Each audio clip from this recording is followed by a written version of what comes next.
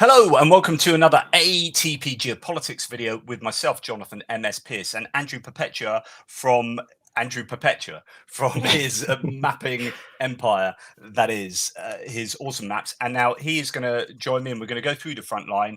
Also, I guess start talking about his mapping at the moment because he's got a brand new sort of website. It should be linked in the description below, and you can explain some of the really cool functionality of the new map that he's got sorted out. So I just advise that everyone goes over to check his map regularly. As you know, I rely quite a lot on Andrew's mapping.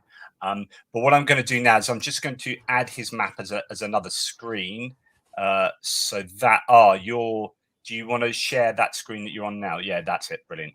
Okay, and that's how we'll see Andrew. So Andrew, welcome to the stream. We'll talk the Frontline in a minute, but explain to us your map, your new map. Okay. One second. I have to open up my new map because remember a little behind the scenes thing is I'm sharing two different types of screens. So anyway, so here's the new map. I haven't updated it for today yet. So yeah, is this so that you can see, you can't see on the whole screen. You've got it on half of my screen. Okay. So yeah. Okay. So yeah. Okay. So this is the new map.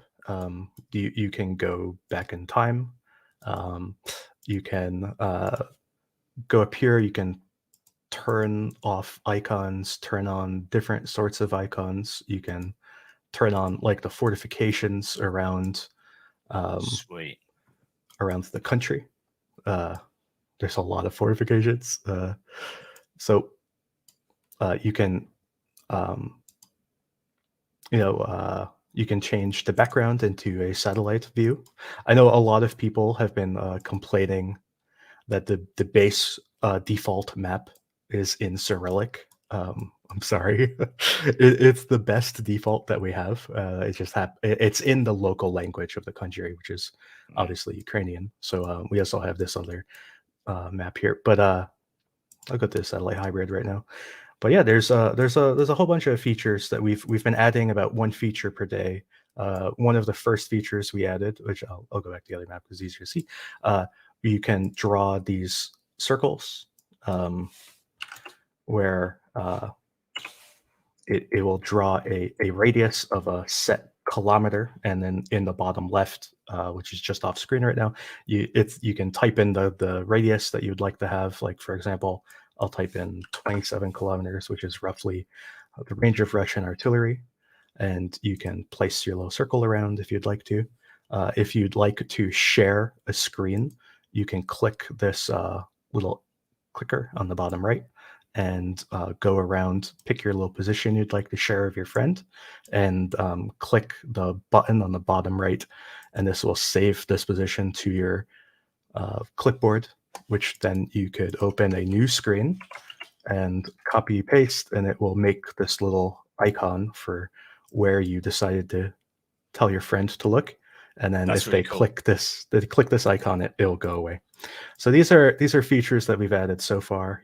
There's a date picker. As you go back in time, all like the recent dates are cached. So if you go back in time, it will load a little bit slower, just because it's not cached, but it's not that slow. So yeah, this is what we're working on. That's brilliant. And you've got a topographical map as well, which is really cool. So that setting. Yeah, this here is the topographical map. It's set at default, so if you load the map, you'll see the topography as the default.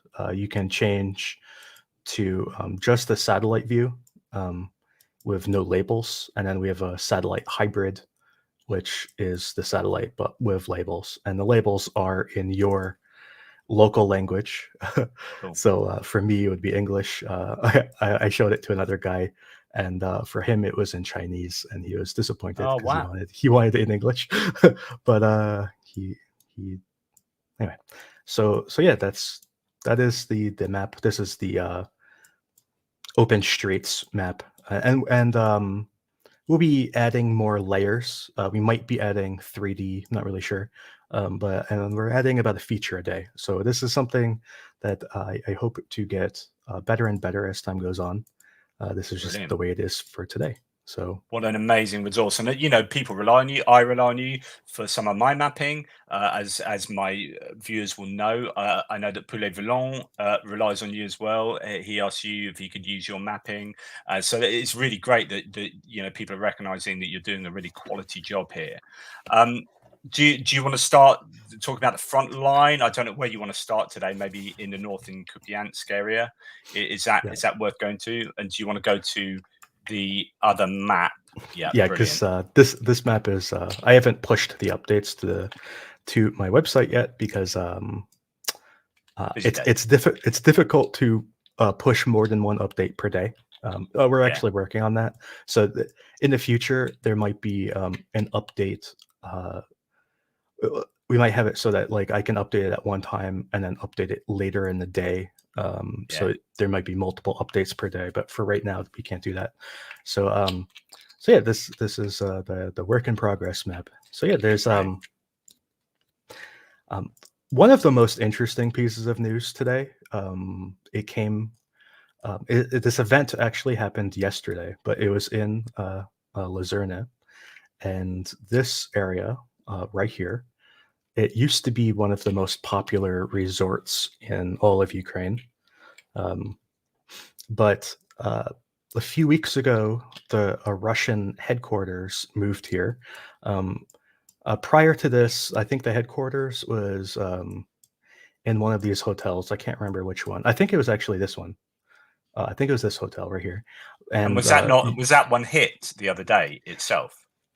this Or one, this one was hit, I think, by a storm shadow in May. I think. right, yeah, yeah. So it was hit about a month ago. I can't remember the exact date, but it was about like 3 or 4 weeks ago. So the Russians were upset by that. A bunch of them died, but the ones who didn't die, they moved across town and they moved into this resort. And instead of all being in one building, they've been spreading out across all of these like resort houses, I guess. So they've been all spread out in this area. Yesterday, on the 18th, Ukraine struck this area. I've heard that they hit it 30 times.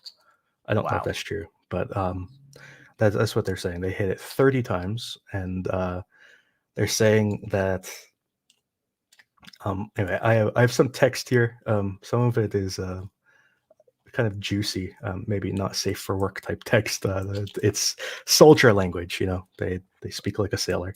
But but yeah, it's they said that there was like between 40 and 80 died, 80 plus injured, most of them amputations. So this Wow. was a major strike that happened yesterday. It was mentioned in the news, but it was not mentioned as much as the other strike, which was a lot more impressive Yeah. over here in Rykove. So So the one in Luzerne, was that hitting officers particularly, or was it just a general? yes, yeah, Really? So that this was an HQ of some sort. wow, because there's another HQ command center that was hit that the Russians admitted that I reported today, so it must have been yesterday at some point that they said 12 officers died, but obviously that's far bigger, the one in Luzerne. Yeah, I mean, the numbers take with a grain of salt. Yeah, So, yeah, yeah. but yeah, this was a significant strike yesterday. And Um, Skadovsk as well was hit, which is just to the west of there as yeah, well. it's right here. Yeah, Oh, sorry, east. Yeah. yeah. I don't know the details of this strike. Maybe details will come out eventually, but I don't know them. But Do you want Luzerna was the major story today. And do you want to just talk up the Rykova one as well, because that was huge? Yes, yesterday, both in literal, like physically huge, and I imagine has really big repercussions. Yeah, the repercussions I'm not 100% sure on. Obviously, like the explosion was right here, like kind of in the middle of town. It basically destroyed all of these buildings and all of these houses across the train tracks. Uh, And I presume would have destroyed the train tracks as well. maybe. I mean, it's really hard to tell. They're Yeah. probably damaged, but even the worst damage possible could probably be repaired in a day or two. So Yeah. that's not super important. Other than, well, obviously it'll slow them down for a few days, but really the big thing is it blew up a lot of ammo. Like I heard about the detonation at 10:30 my time, 10:30 p.m., which I think their time is like 5:30 in the morning, like 5:30 a.m. And so I heard about it then, and it was old at that point, so it probably happened around 5 a.m. And I heard that the detonation lasted between 5 and 6 hours. Yeah. So that is a lot of ammo. the to have ammo cook off for that length of time is just an incredible amount of ammo. And I did hear We that there was fuel as well, but I don't know that I saw that burning off so much. But I mean, that's going to affect that. The idea is that that's providing, supplies, ammo for the whole Zaporizhia area, and that could be significant. Yeah, this image, which it's I know it's a little small. I don't know if I can make it bigger. I'm gonna try. I'm gonna try and see what happens. Uh, Control plus, oh, uh, that might work. oh, does this work? Is it working? Anyway, it Yeah, didn't work. yeah, It no didn't work. worries. Anyway, so this image here, that could be fuel exploding because it's like a Right. fireball. Yeah. So that could be fuel, but the ammo itself cooked for hours and hours and hours. Uh, so that is catastrophic. Now who I'm this going to ammo put was you. meant for, I'm not sure. How much it's going to set Russia back, I'm not sure.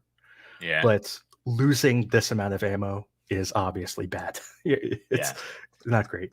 And the other key point here is that Ukraine saw them building this ammo depot weeks ago. They saw it weeks Yeah. ago, and they watched them build it for weeks and weeks and weeks. They were just dumping ammo here, and then yesterday they decided was the day. So this was a long time coming for this area, That takes and such a lot of self, regulation, doesn't it? No, no, no. Wait for it. Wait for it. yeah, Wait for it, and hit it. and Ukraine had they released. I don't know if this was like the Ukrainian government, but people in the military, not necessarily speaking on an official capacity, but they basically told everybody who is in an occupied area, if the Russians are setting up near you, you need to leave because you're going to get a missile eventually. Really? Wow. Yeah, That so makes sense, of course. if a Russian base sets up, you're going to want to get out of there as fast as possible. Speaking of which, there was a video today in Volnovakha. Yeah. There's the video depicts somebody, I don't know who. They were driving down this road right here, this little highway, and you see in the beginning of the video a whole bunch of Russians right here, all their military vehicles, and they're all like running to their trucks, right? And then when he gets over to like this area, you see that there's a giant explosion going on over here, with ammo cooking off. So this is another example that if you are near a Russian base, you're gonna want to get out of there because Yeah. there might be a missile coming. Yeah, and That's Volnovakha is a super important place as well because of its logistical, uh, you know, the logistics that were particularly the railway. I mean, it's so close to the front line there. The railway that connects kind of the Donbass, the east to the south, it runs very close there. Do they not surely hit that regularly? The, oh yeah, they hit it all the time. At least a few times a week they hit there. It's easily within Gimler's range. yeah, It might even be within some forms of artillery, the longer range artillery maybe. yeah, But but yeah, Ukraine hits that area all the time. It's yeah, not a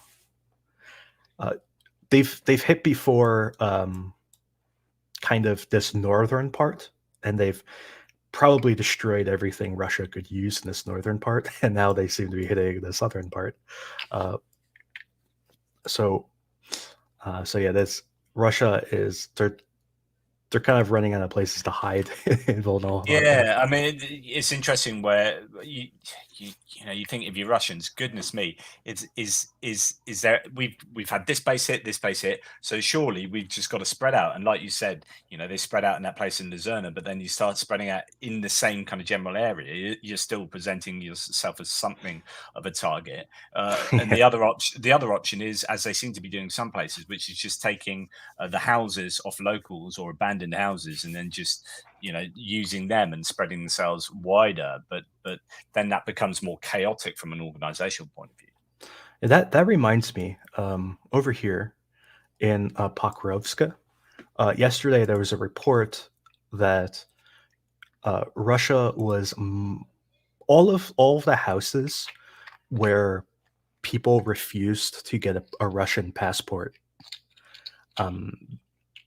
Those people they refused to get a Russian passport, and a lot of them fled to Vasilivka, where there's a road between Vasilivka and Kamyanska or Kamyansky. There's a road here that you could cross supposedly safely from Ukrainian territory to Russian territory. This is like one of the few places where they allowed it. So these people, they had fled up here and presumably fled into Ukrainian controlled territory, and then now they're a displaced person, right? Yeah. So yesterday there was a report that Russia was taking their homes and mining the property, placing like landmines on their property, because obviously this town is reasonably close to the front line, and if Ukraine ever makes a breakthrough in really any of the places they're attacking in this area, this town could become a frontline town. So they're mining it. Yeah, I mean, there's so many options as to where Ukraine could go. Do you think that they, well, obviously they're going to have some idea, but then it does depend, of course, on what defenses the Russians put up. So there's going to be a good deal of adaptation to what goes on.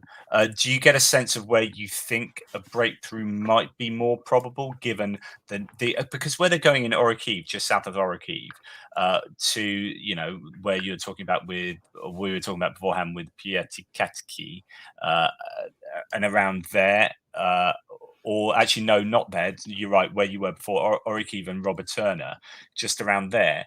There are 3 or 4 quite densely packed defense lines around there, and you think no wonder that's where they come a cropper, the Ukrainians, and lost a lot of equipment. So you think, is that the wisest place to attack? That's a really good place to attack, which is precisely why the Russians have put a load of defenses there. Yeah, I mean, the most likely, I believe, is that Ukraine's idea is not to break through here.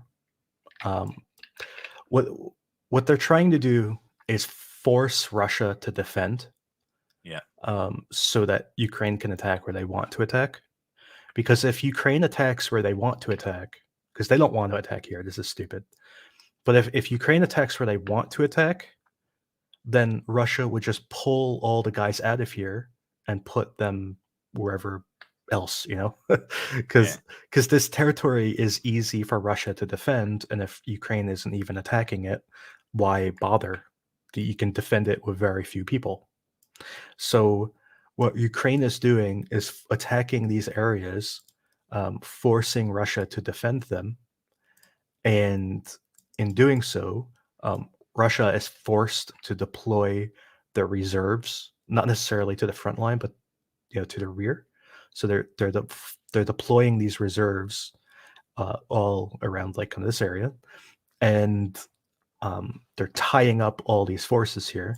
And similarly, they're doing the same over in Velika Novoselka, where Russia is being forced to deploy their reserves here. So if Russia is deploying all their reserves here and all their reserves here, then where else could Ukraine attack? And the other place is that Bakhmut is also getting a ton of reserves. Yeah. So Russia is pumping a lot of guys here, and also Kremena is getting a bunch of dudes. So these are all the positions where Russia is building up, and also to a lesser extent, Bilohorivka is also getting heavily reinforced. So, um,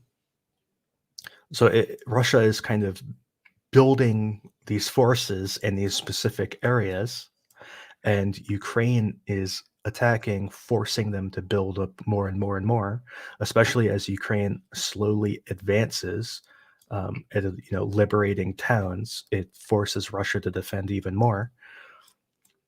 So there will be a point where Russia no longer has the flexibility to respond to a different threat.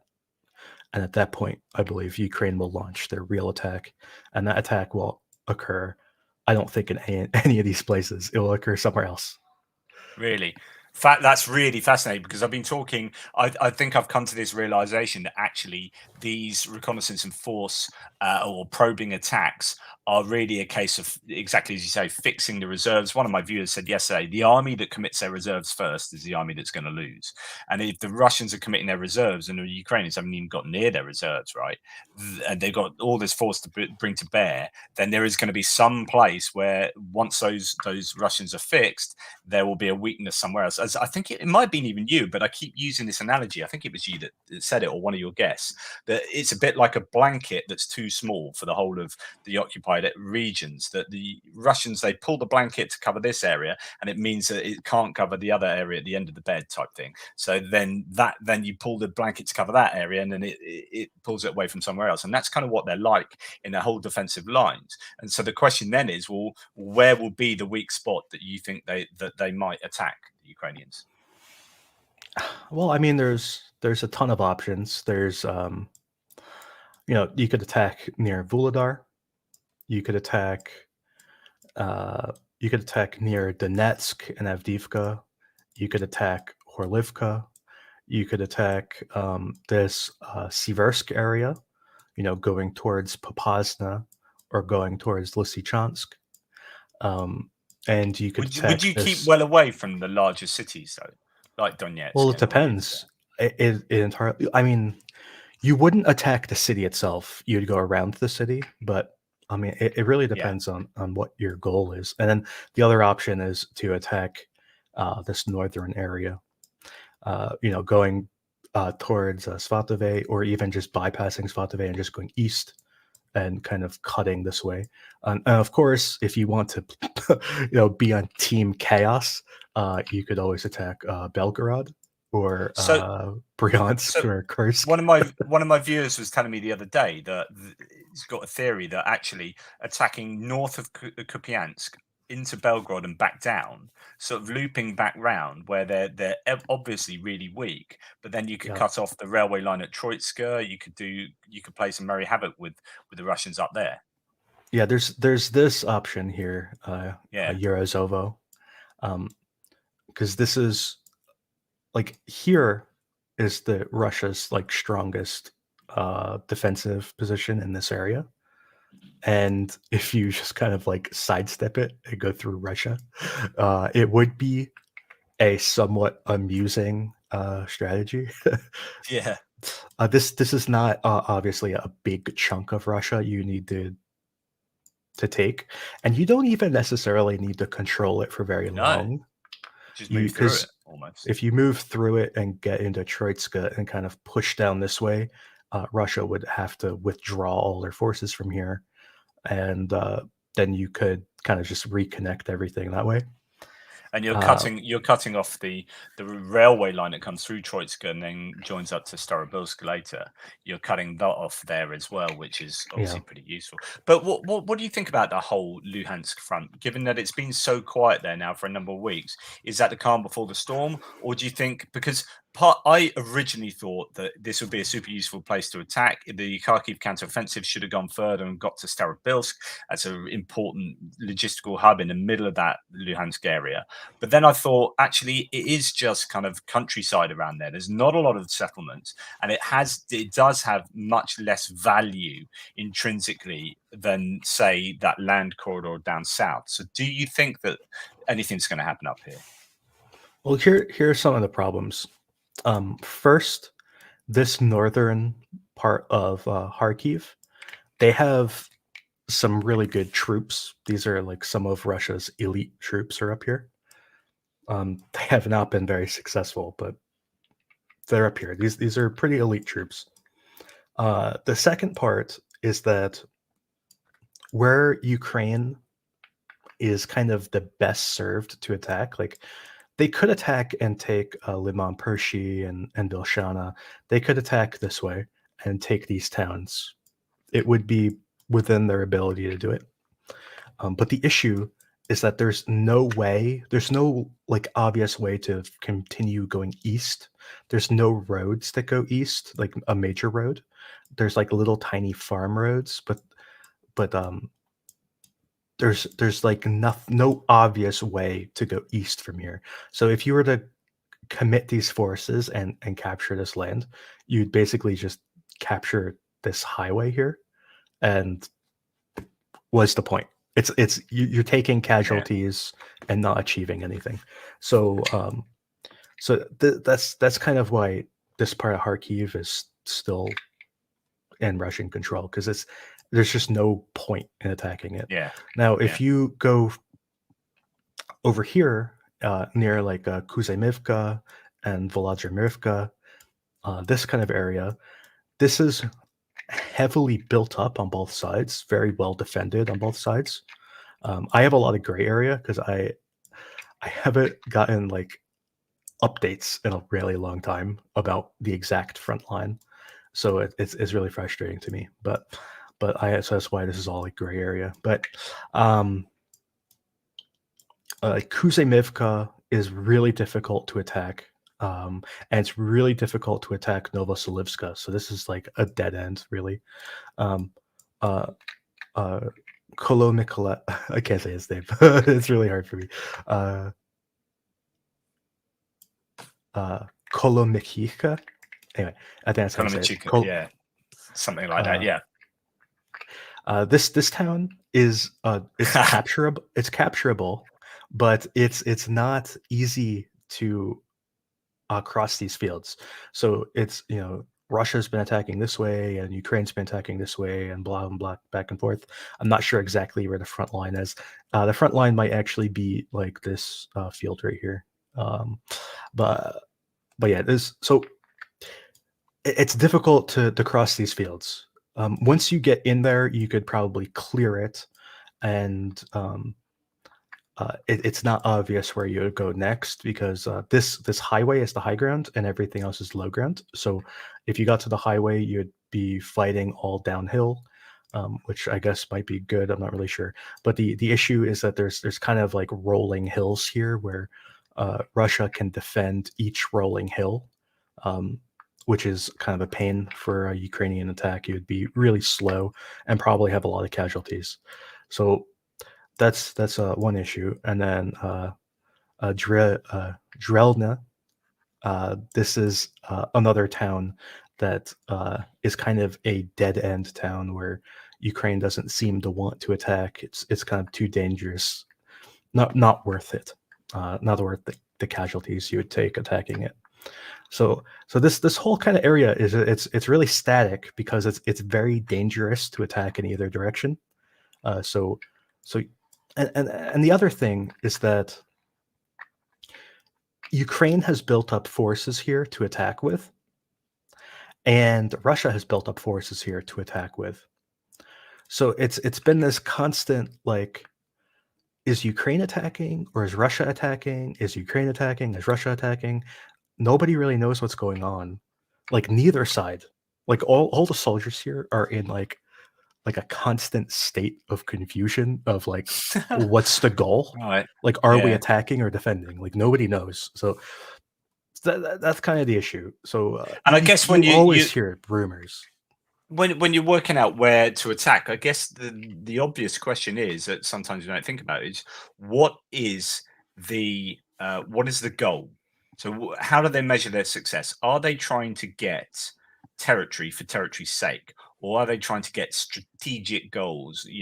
Operationally important goals like Svatova, logistical hubs, but getting to the coast, being able to hit Crimea. And so when you look at these sort of areas, they just look at areas that would be you would only take them if you wanted territory, rather than yes, maybe Svatova and yes, maybe Starobilsk. But I've come to the opinion that you can hammer Starobilsk's like rail network and the logistical importance of Starobilsk, further to the east of Svatova there, from a distance. You don't need to actually take it. You can still get the same outcome by hitting whatever you wanted to take anyway with long distance munitions.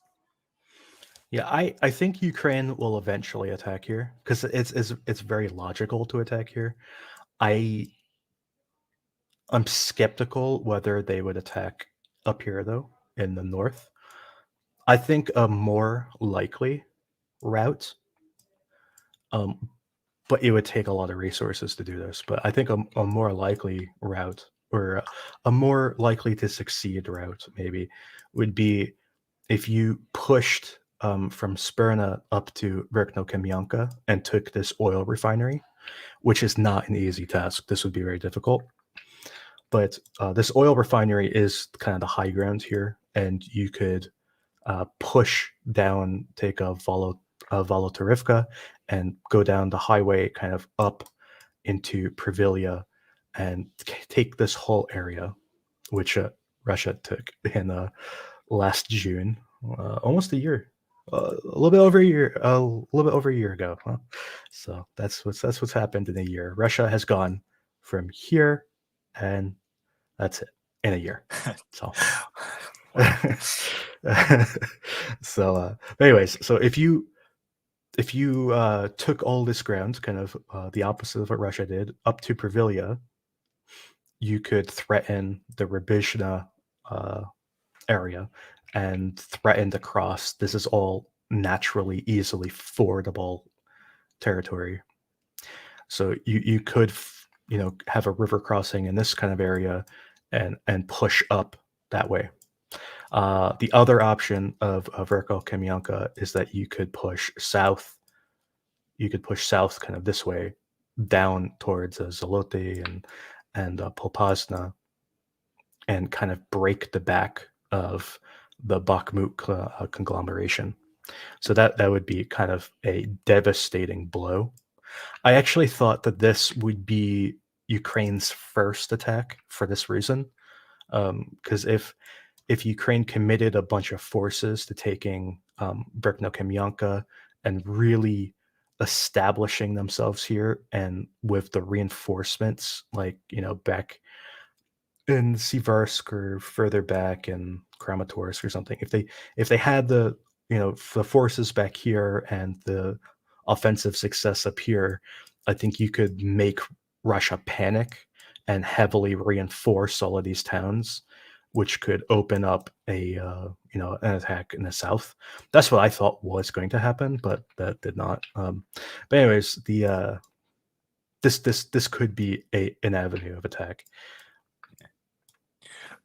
Any reason your forests aren't red there? Someone was asking, or is that just? Oh, this is as you see, I have to grab the map to move it around. Ah, right. So Yes, yes. I it's have like a that little on handle. mine as well. Yeah. Yeah, and Nice. this is the river, the Siversk River, kind of like splits and becomes this marshland.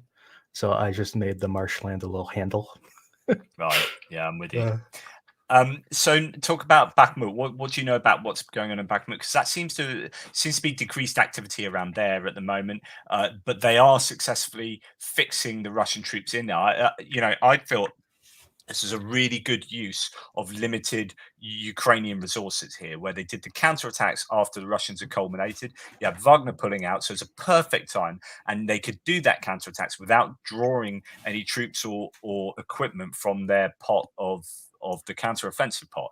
And I thought they did a really good job. And yes, that slowed down, but it is necessarily going to slow down because they are just not committing massive amounts of forces there, and they've successfully taken back some territory, but more importantly, the primary objective is fix the Russians there, get them to commit some reserves to there, possibly attrip them, but mainly to fix them. Is that what you think is going on? Yeah.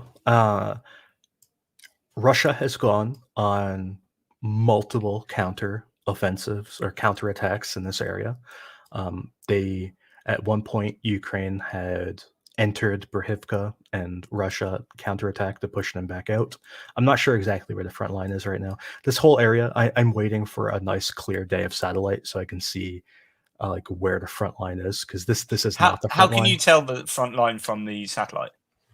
Just because wherever the Ukrainians are, it's going to be heavily shelled. That's how. It's just like wherever Ukraine is, there's going to be just like a million craters. Right. So, uh, but yeah, And how we about the need a nice Russians? Is clear that the day. same? Is that the same for the Russians as well? Not really, because Ukraine doesn't have the ammo Yeah. to do that, and also even if they did, they wouldn't waste it like this. Yeah. They don't just like fire 10,000 shells into a forest strip. Like they don't do that.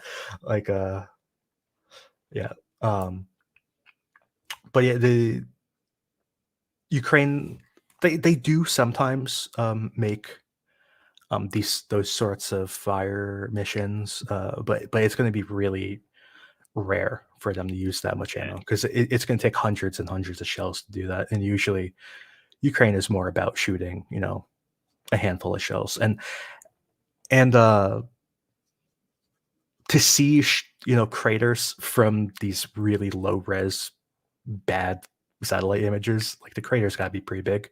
I don't think like a mortar is going to make a big enough crater. It's going to be like an artillery shell or MLRS.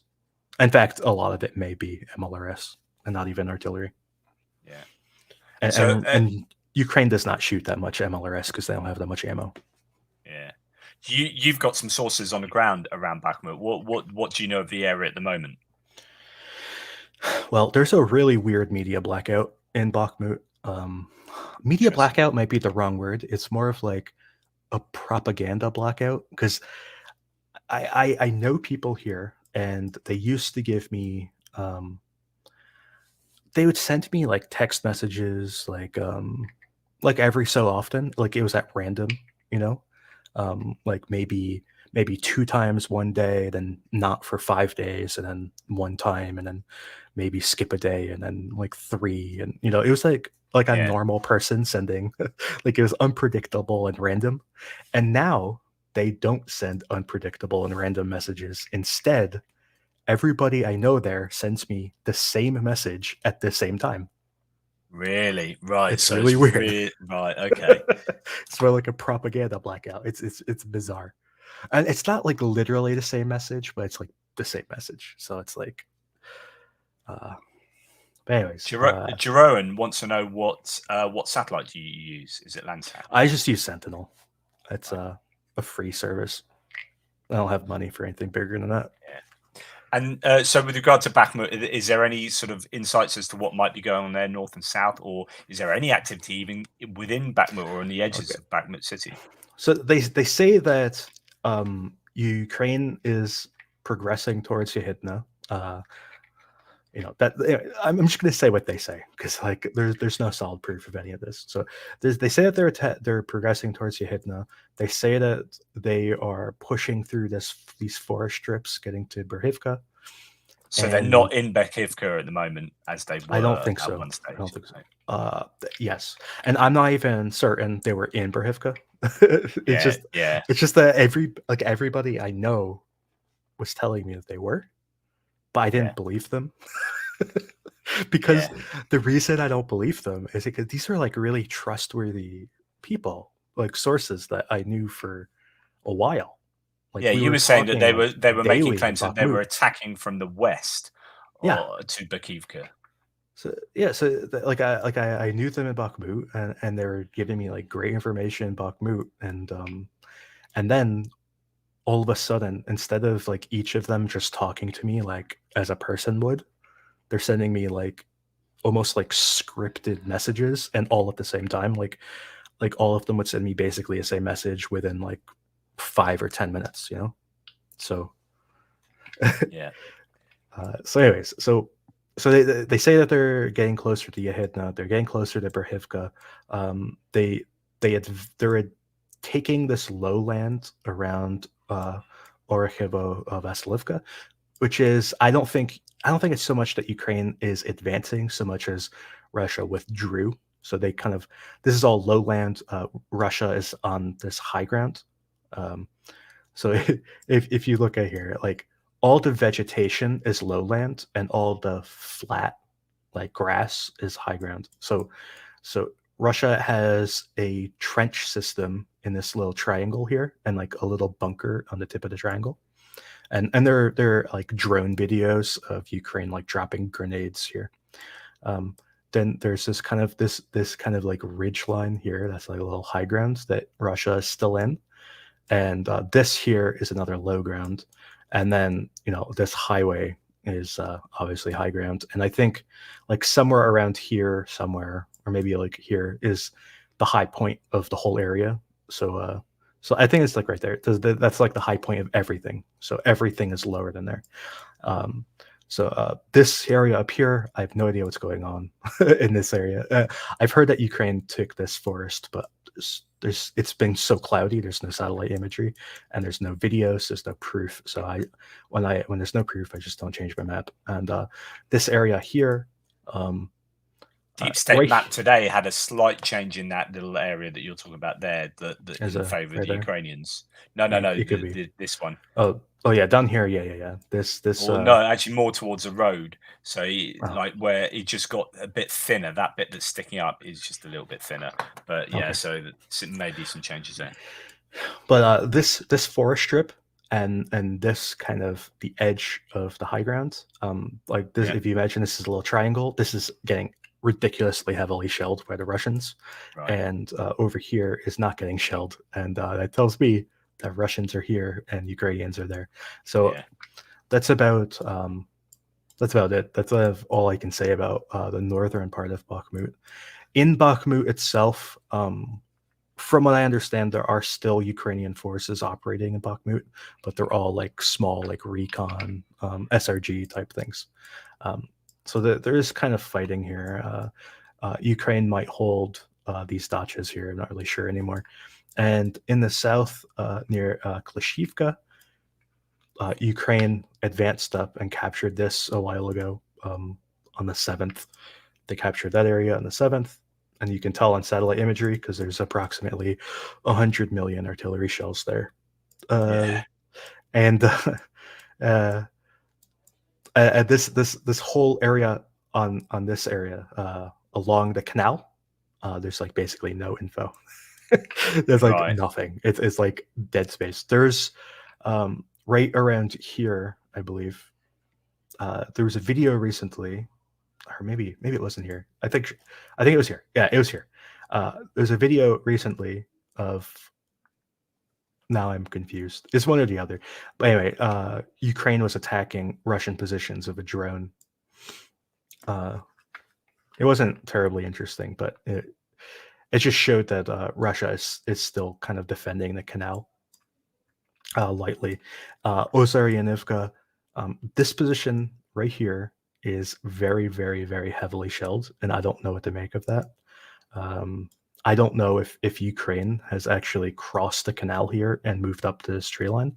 Um, I doubt they have, but it's so heavily shelled so consistently, it's very confusing. But yeah, this Russia has been heavily reinforcing this southern side of Bakhmut.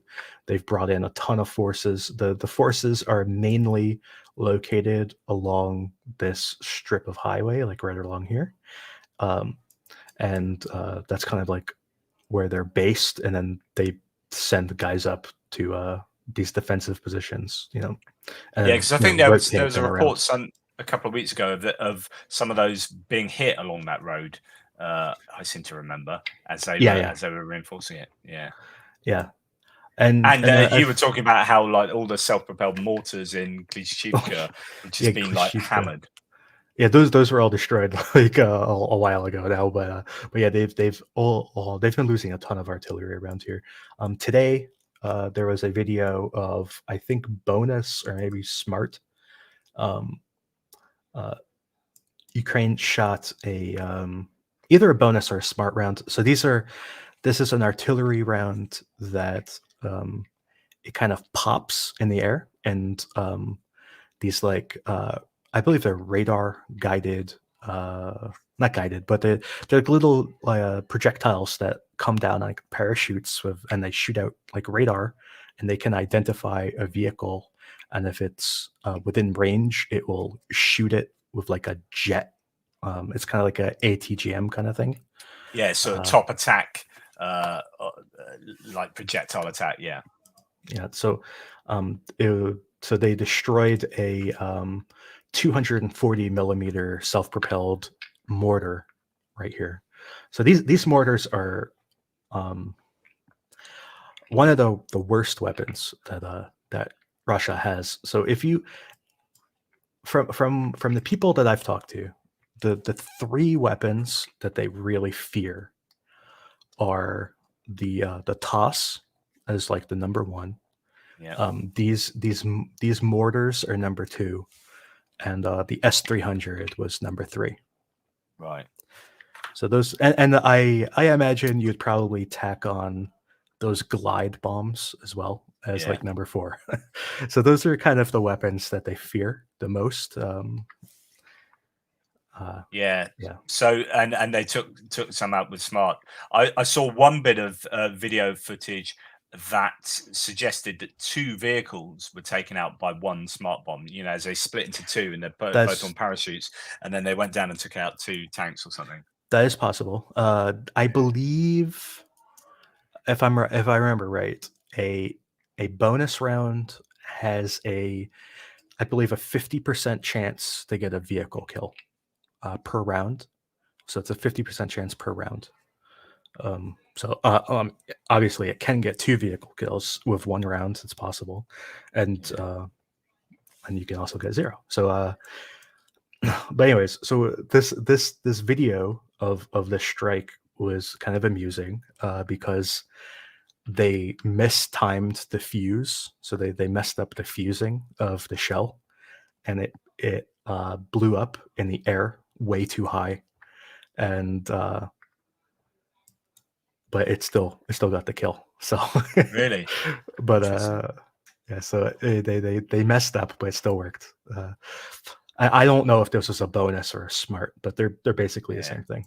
yeah. I believe bonus is, I think, America, and Uh, I think a smart round is French. And yeah, I can give you a link to. yeah, it's not bonus. Also, I thought bonus was made with the Nordics, one of the Nordics involved, but that might be the smart I one. don't know. It might be. I think Adam, smart might be is either French or German. I can't remember. yeah. Anyway, they're all basically the same thing. Adam Williams, he's found it now, but he says, Can I link Sentinel in the description, please? I'll put that in the description afterwards. Thank you very much, by the way, Adam. I will, for your super chat, I will put that in the link afterwards. So there should be a link to the Sentinel Yeah, if Andrew gets that to me. So I know I I'm doing the correct one. did. I think I just sent it to you. Oh, nice one. Cool. I'll put that Yeah, in there. that is my link. It doesn't. I mean, it's set to my preferences, so Right, that is right. literally what I look at. It's Cool not beans. just a link to the website. It also has my preferences in there. Thanks. So Okay, so so that's so not a lot to report about Bakhmut. There's still activity going on there. There's obviously pressure north and south. It doesn't look like the Russians are doing much in terms of their own kind of offensives. Yes, they had some counter offensives around Bakhmut to the north, but that seems to have sort of run out of steam. Going further down south, there was talk about activity around Mayorsk today and yesterday. Do you have any they always information say coming out that. of there? Like, I feel like whenever, okay, so first, when they say Mayorsk, this is it's really a train station, but what they're not talking about the train station. They're talking about this area here, Right. which is kind of the area between Mayorsk and Ozyrnivka. Ukraine, I don't know when. I don't know when they moved here, but Russians became very upset about them being there sometime around the 7th. And they published a video of shooting right here of a toss. And they're very proud of shooting right there of a toss. I need to unclick this so I don't mess up the map. Okay, so they shot right there of a toss. They released even more videos of them heavily shelling right here and right there. And this position here is also heavily shelled, and this position there is also heavily shelled.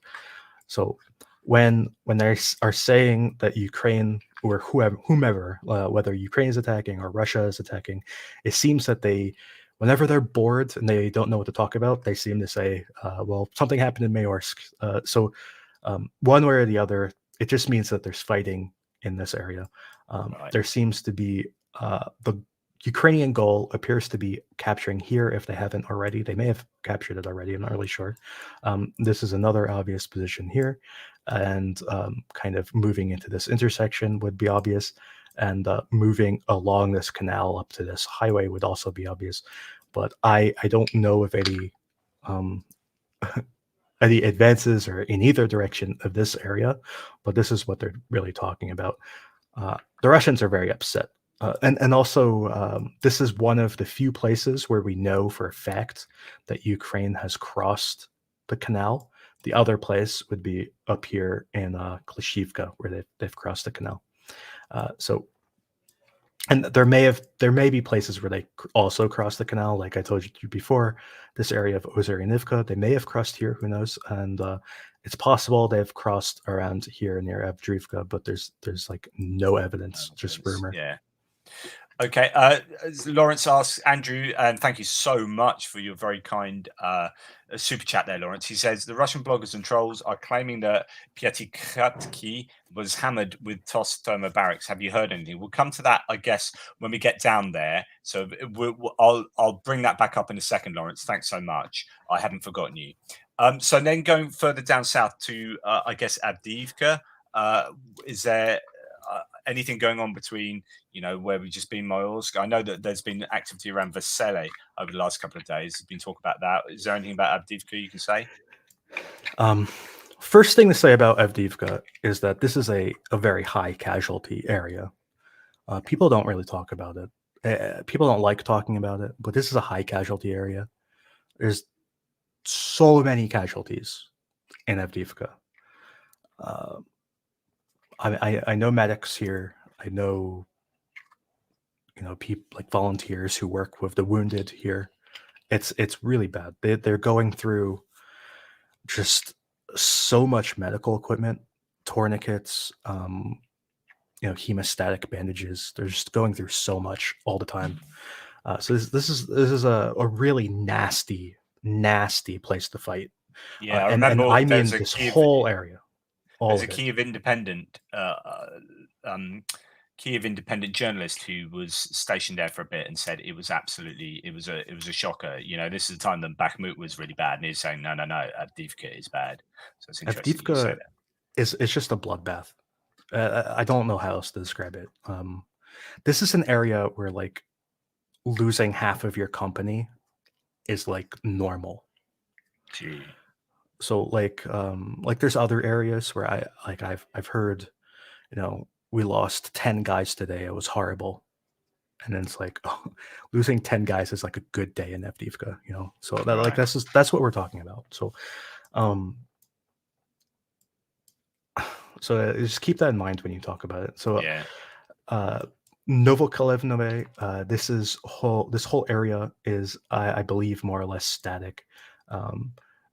Ukraine has defensive positions right here, and they're defending this kind of forest strip, and this position here So this is kind of like their two major defensive positions. They also have this intersection is a defensive position, and I'm not really sure what's going on in between. So this is more or less static. These Russian positions were very hard fought. Ukraine took a lot of casualties in these fights, similar up here.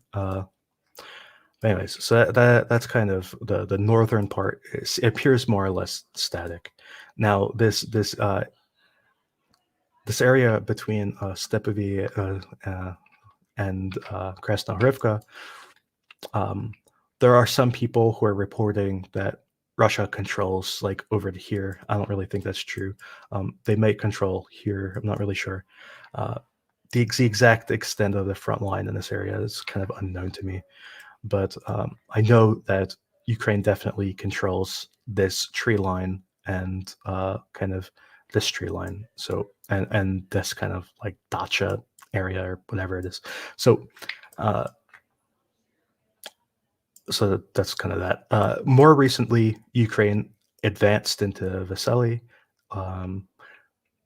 which is kind of wide news. It was news in that the Ukrainian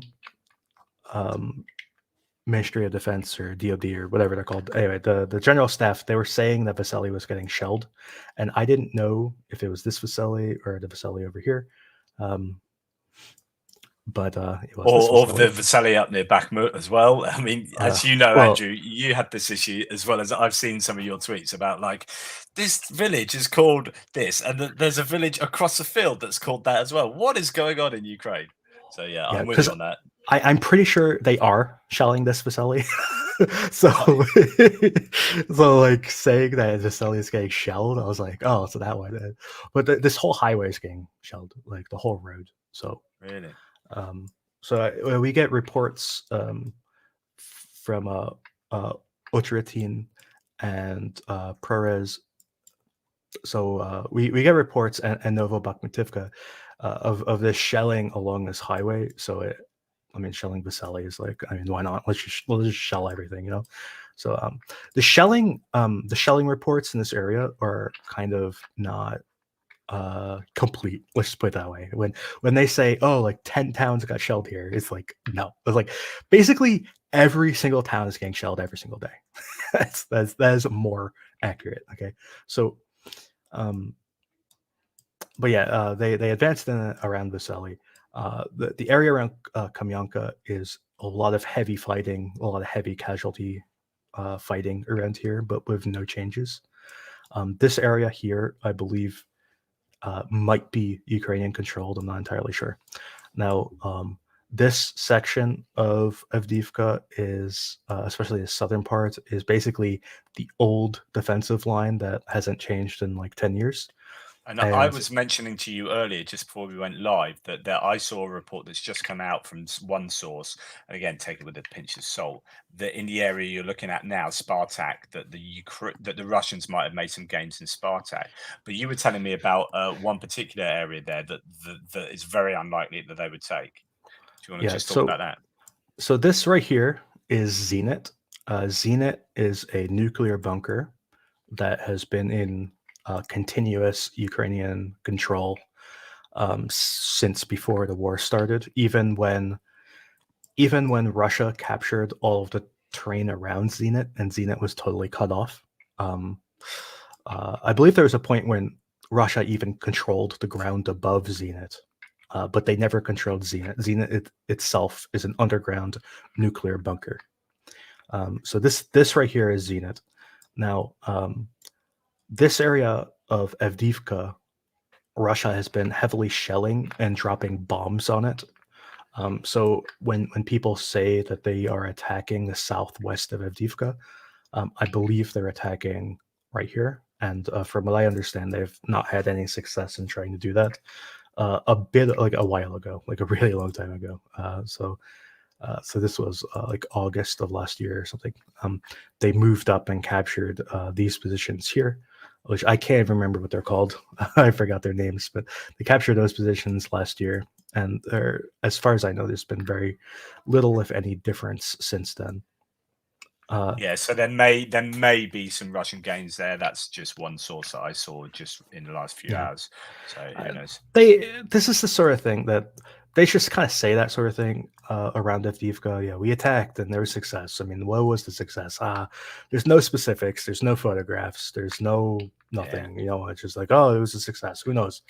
You know, maybe it was a success. Maybe it wasn't a success. Who like the no details, no photographs, no videos. So I don't trust it. Yeah. So And I know it's been fairly static around Vodyanye and Pervomaisky, but there's been a little bit. It seems to be pretty feisty around Nivelsky, just to the south of there. yeah, I will say that Ukraine has been attacking around here. They may control this section. I'm not entirely sure. That's why I have it as a gray area. I believe that there's at least a 50% chance that they actually control out to here. But I just haven't been able to find proof. So around Pervomaisky, you know, Russia has been trying to cross these fields and attack, but they keep getting repelled and they get a bunch of Yeah, vehicles. I mean, you were talking about destroyed that each a couple time. of weeks ago about how they destroyed a whole bunch of vehicles around there. They tried Ukrainians. again a few days ago, but it didn't go well. Right. I mean, the last time I talked about it, they were attacking here. Yeah. So they were attacking like this way, and now they launched the attack here, and now they're attacking like that. So like they're like moving backwards. They're moving in the wrong direction, basically. So now Nivelsky, Ukraine recently took these fortified positions. If you zoom in enough, you can see them. There's these trench lines. I don't know if this shows well on YouTube, but if you look on the map, you can see them. But they've been more recently trying to continue pushing east. Apparently, this position, I believe, I'm trying to remember. I think it's called Oasis. I think this position's Oasis, and I can't remember which is which. But anyway, I think this is Oasis. But this was a very significant defensive position, both of them. The reason it's called Oasis is it's the low ground of this little like farm area, not counting up here, but of this like of these farm fields, it's the low ground. So whenever there's rain, it becomes like a pond, and they use that pond to irrigate the farms. So that's why it's called Oasis, and it is a defensive position of all these trenches. And when you get your spring rain, all these trenches are just full of water, and it was miserable. I've talked to soldiers who have served here, you know, in like 2017 or whatever, and they're telling me just it's like the most miserable place to be in Oasis. Really? So, Yeah. but anyways, so Ukraine is trying to push east into these positions. So there are some videos recently of Russian artillery being destroyed in this general area. I don't know if Ukraine has had success or not. We're gonna really need either at some point they will publish a video if there was success. They tend to publish like sometimes like 2 weeks late. I mean, the delay depends on where you are in Ukraine. Some areas they publish like 3 days, you know, or 2 days. But around here, it seems to be about 2 weeks. so if we find something, if anything happens, we'll probably find out in like 2 weeks from now. So, Yeah. or if we have some satellite imagery, they'll tell us sooner. So that's kind of the Novelsky area. And just before we go on to Mariinka, thank you so much, Jojo. That's really, really kind of you for the super chat there. Incredibly generous. So, yeah, thank you big time. And just to let you know, there's over 1,000 people watching this live. So that's absolutely amazing. Fantastic. And I implore all of you to go over and check out Andrew Perpetua's Andrew's maps. Also, check him out on Twitter. Worth following on Twitter. Yeah, just give him all the support he deserves. So that would be fantastic. So on to Mariinka. Is there anything to kind of say there, given that it is a hellscape there, almost consistently? Oh yeah, it's been in Mariinka itself.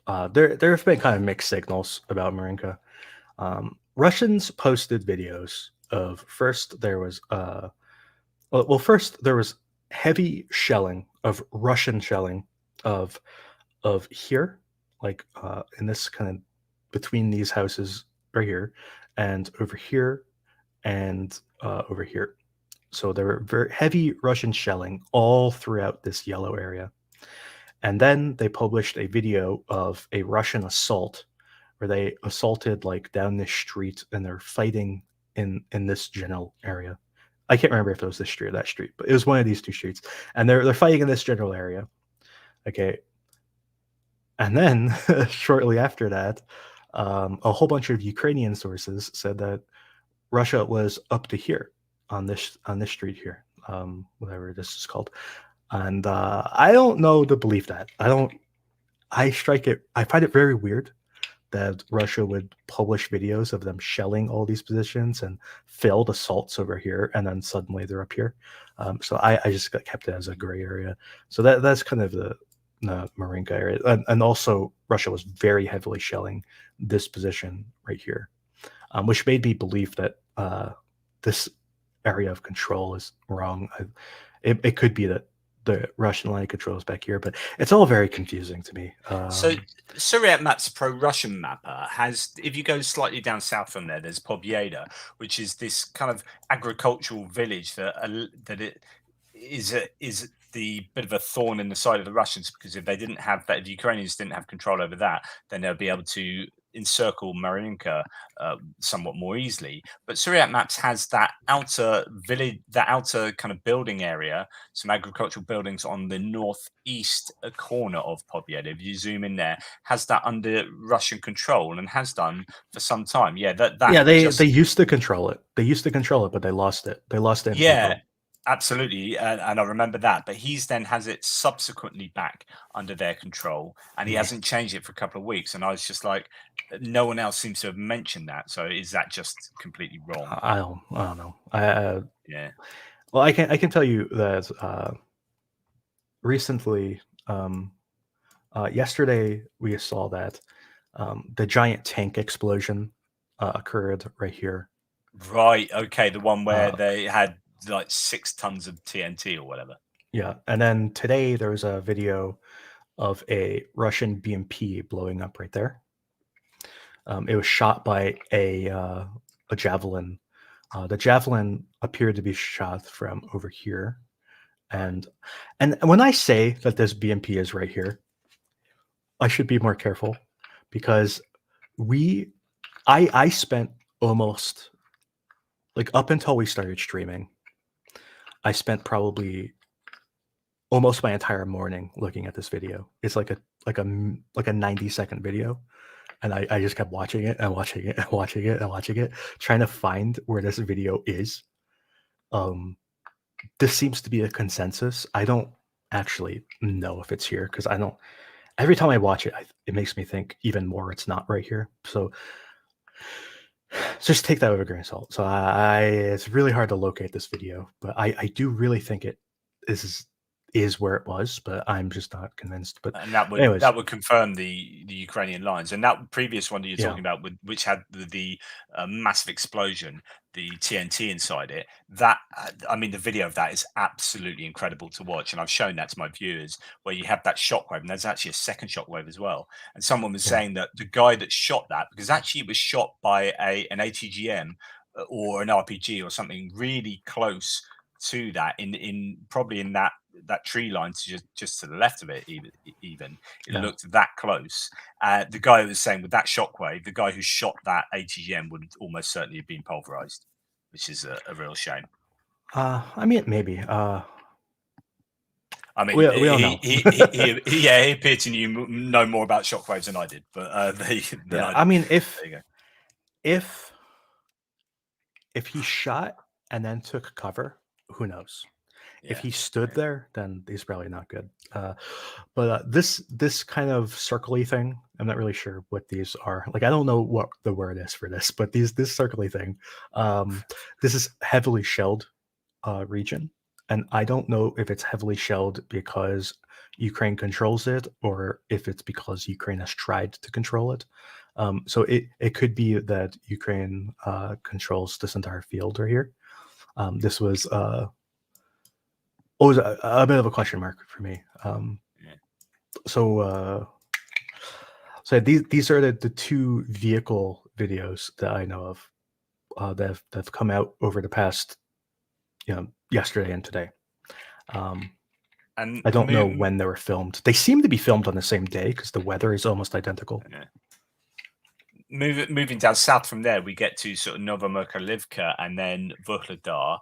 Vuhledar is being mentioned a number of times. It's interesting because actually the general staff seem to indicate that the Russians are pushing possibly to the east of Vuhledar, up from Mikhailska, maybe to the east of Mikhailska, whilst potentially the Ukrainians are having some success to the southwest of Pavlivka. I don't know. What are your thoughts about what's going on there? Yeah, well, first there was one video that I could never locate.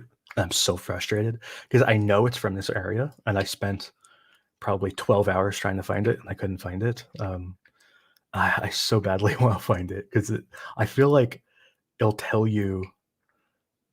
me a lot, I think, because I can't find it. So it must be somewhere where I don't think fighting is. Do you know what I mean? Like, so it's so frustrating to me. But yeah, Russia has for a very long time now been trying to push up these tree lines. So there's like these parallel tree lines. Yeah. If you remember back in those catastrophic attacks where they would lose Yeah. like 30 vehicles at a time, those were like all on these tree lines. So they've been trying to push up towards Vodiana. Vodiana is a very important town. It used to be where Ukraine kept all of their expensive equipment, like their more fancy stuff, like radars and electronic warfare, like all their fancy nerd toys. Right. So Ukraine, I mean, Russia is trying to push up to that area. They're trying to get to this highway. They've been trying to get to this highway for a year and a half or whatever, and they can't get Yeah. to it. So that's what they've been trying to do. I don't think it's so much a serious attack as much as just they're just trying to do something. So now west of Pavlivka, there's very heavy shelling along this whole forest strip here, and I believe Ukraine controls up to this point here, but it's hard to judge. And that video I was talking about may be in this area, but I don't think it is, but it could be because it showed a Ukrainian attack towards ponds, and I couldn't find the pond. But anyway. I mean, the problem is that there are so many mines in the area, and that Ukraine has obviously launched an absolute ton of mines from their the RAM munitions or similar, as well as laying a bunch themselves with sappers. That even if the Ukrainians wanted to attack near there, it's just an absolute, like, you can't clock where you've laid those mines if you sent them up by shell. So I think the ones that go by shell, I think they I they have a mean, timer. correct me if I'm wrong, but I think they go bad after a while. Yeah, I think that's like a legal thing, like they have to go bad after a while. Yeah. So, but I mean, it's a bit of a literally, it's a minefield around there. So it would be difficult for the Ukrainians to attack. But as we kind of talked about a little bit earlier, that could be quite a fruitful place to attack. So there's been, it's been relatively quiet there compared to, say, Velika Novosilka, Piatikatki, and kind of areas near Orikhiv and whatnot. So you could see that they are fixing the Russian troops into the west, and that could be a place that they do an attack, because then it's down to Mariupol. I don't know what the defenses are like behind Vuhledar in terms of the kind of fortifications the Russians have built, radiatrics sort of work and whatnot. But what would your thoughts about them being able to attack south of there? I think if they made a breakthrough here, which would be like a big if, because this area is defended. It's just but if you made a breakthrough, I don't think you would attack Mariupol. I think you would attack Berdyansk, Yeah. I think you would kind of curve around Mariupol. Yeah. Berdyansk is really the major hub of everything. Yeah. It's not so much Mariupol. So, Yeah. and we see that Ukraine has been attacking Berdyansk more and more with storm shadows and everything. And Yeah. if you could get closer to Berdyansk, like if they could get because this is like one thing that I think like a lot of people kind of overlook is that Ukraine doesn't have to win the war in in one offensive. Okay, so if they get into a position where they can make Russia's winter miserable, that's a major success. So if they can get somewhere where they can hunker down, you know, build up their own defenses, solidify themselves in an area where they can pound Berdyansk um, with Gimlers. If you could get within artillery range, that would be that'd be Yeah. funny, honestly. But that seems unlikely. If you could hit it with Gimlers um, and other such long range weapons the MLRS, the longer range rockets, then you could really make a big difference. Um, and you could make the winter miserable for Russia, and then launch another summer offensive next year to try to finish them off. So that seems to be the most likely outcome for a Ukrainian offensive this summer is not so much to win the war in one attack, And but that to get into a better position. Yeah, and that's sort of the Ben Hodges approach to Crimea, which is you don't have to go into Crimea, as just hang around outside it and absolutely make it untenable for the Russians to remain there by just hammering it with all sorts of munitions and whatnot. So that's the same kind of approach that can apply to Berdyansk and other places, of course. So it's about I mean, if you can get halfway to the coast, then that is really, really significant. Yeah, and with Mariupol, if Ukraine can get about I don't know, like 20 kilometers closer to Mariupol, you're within easy Gimler's range at that point. Yeah, Because they can hit parts of Mariupol with Gimlers, but if you move another like 20 kilometers, you'd be able to hit anything you wanted. It would be really yeah, bad for Russia. really And, significant. and similarly, if you could, move like 30 kilometers towards Berdyansk, you'd be in Yeah. Gimler's range. Like you'd have to be like about here maybe. So uh, basically, you would have to break through the first and maybe second line of Russian defenses south of Yeah. Lukanovoselka, which is a big ask.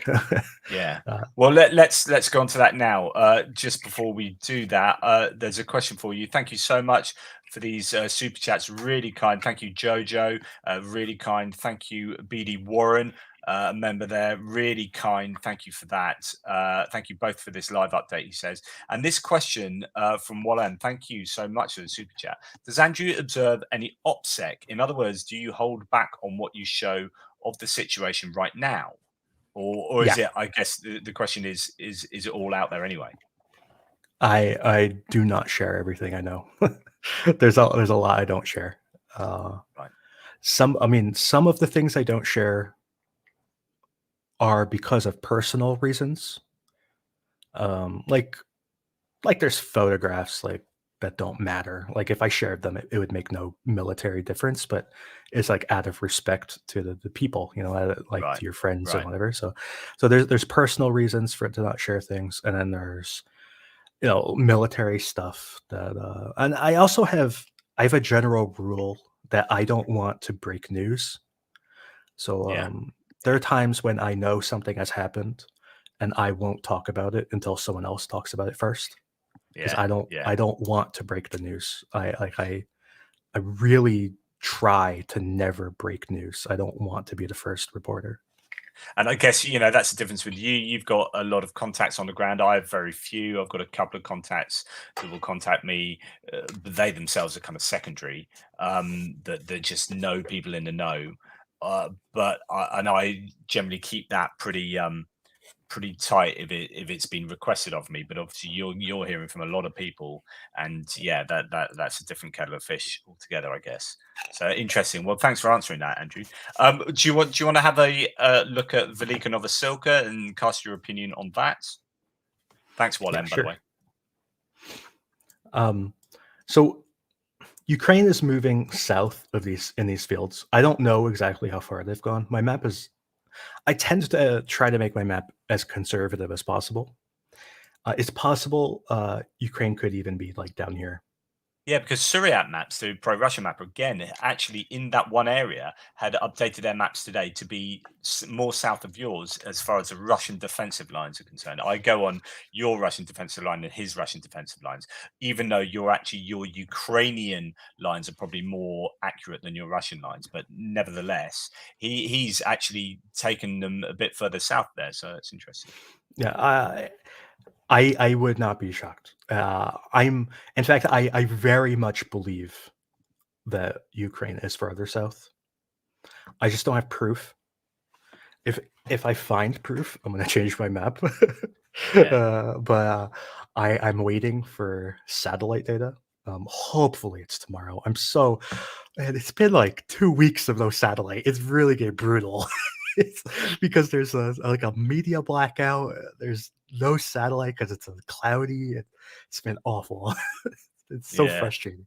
So I like this update here.